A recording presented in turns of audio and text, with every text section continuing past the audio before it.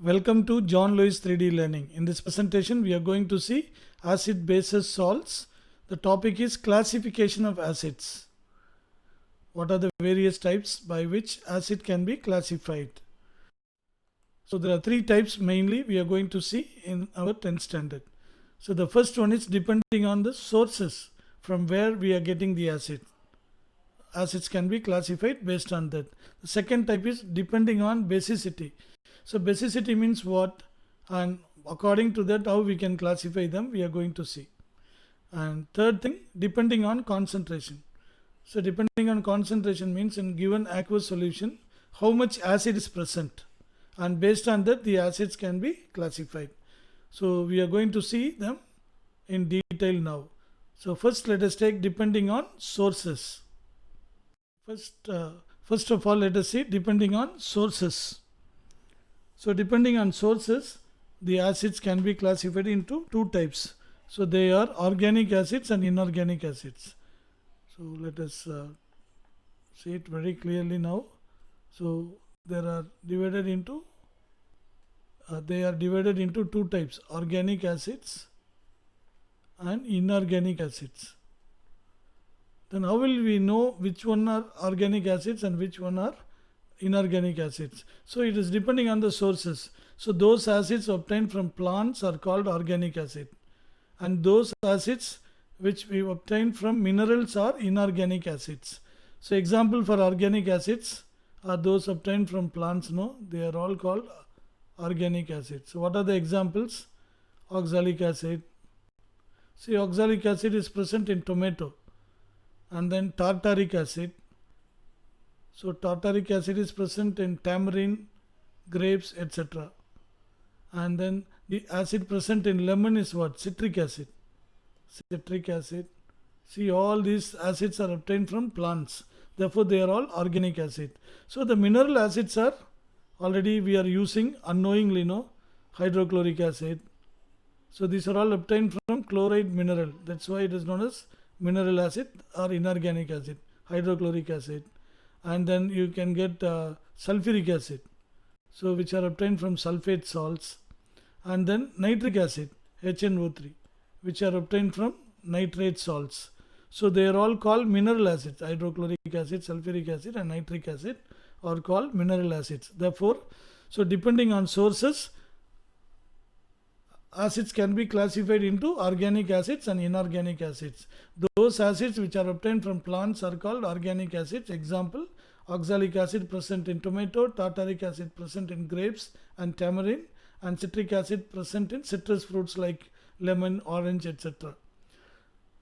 And then what is mineral acid? Those acids obtained from minerals, chloride salt, sulfate salt and nitric salts are called mineral acids. Example, hydrochloric acid, sulfuric acid and nitric acid. So next type is the acids classification depending on basicity. What is meant by basicity? The number of replaceable hydrogen atoms present in an acid. For example, you take hydrochloric acid. So there is only one replaceable hydrogen. So this hydrogen can be replaced by a metal. Therefore its basicity is 1. The number of replaceable, that word is very important. The number of replaceable hydrogen atom present in an acid is known as basicity of the acid. So the basicity of hydrochloric acid is equal to 1. And if you take sulfuric acid, H2SO4, 2 hydrogens are there. Both the hydrogens can be replaced by metals like sodium. Okay, sodium sulfate can form, replacing both the hydrogen atom. Therefore, both the hydrogens can be replaced in this acid. Therefore, its basicity is 2. What about phosphoric acid? H3PO4. So in H3PO4 there are 3 hydrogens. All the 3 hydrogens can be replaced by a metal. Therefore its basicity is 3. It doesn't mean that the number of hydrogen is exactly equal to basicity. For example, if you take phosphorus acid, that is H3PO3. Understand, phosphorus acid is H3PO3. So here also there are 3 hydrogens, but out of these 3 hydrogens only 2 hydrogens can be replaced by the metal. 1 hydrogen cannot be replaced. So let us not try to understand why now, but let us take it, okay, 1 hydrogen cannot be replaced by any metal. Therefore, even though there are 3 hydrogens in phosphorus acid, its basicity is 2. Okay, so this much is more than enough. Okay, now depending on basicity, acids can be classified. Okay, how it can be classified? Okay, now let us go and see its classification based on basicity. I'm sure you have understood what is basicity. Number of replaceable hydrogen atom present in an acid is known as basicity. Hydrochloric acid 1, sulfuric acid basicity is 2, phosphoric acid basicity is 3, whereas the basicity of phosphorus acid is only 2. Even though it also has 3 hydrogens, only 2 hydrogens can be replaced by metal. Okay, now let us try to understand the classification based on basicity. Monobasic acid. If there is only one replaceable hydrogen atom in an acid, that acid is known as monobasic acid. If the basicity is 1, then the acid is known as monobasic acid. Example, hydrochloric acid and nitric acid. Example, hydrochloric acid and nitric acid are monobasic acid. It contains only one hydrogen, both HCl and nitric acid. It both can be replaced by a metal. Therefore, it is monobasic acid. So, other type is dibasic acid. So, for dibasic acid, you can take sulfuric acid. So, it has 2 hydrogen. Both the hydrogens can be replaced. And similarly, you can take phosphorus acid, H3PO3. Just now we have seen, even though it has 3 hydrogen atoms, only 2 can be replaced by metal. 1 cannot be replaced. See, for the time being, let us not try to find reason for that. Just we take it. Only 2 hydrogen can be replaced. Therefore, this is also a dibasic acid, phosphorus acid.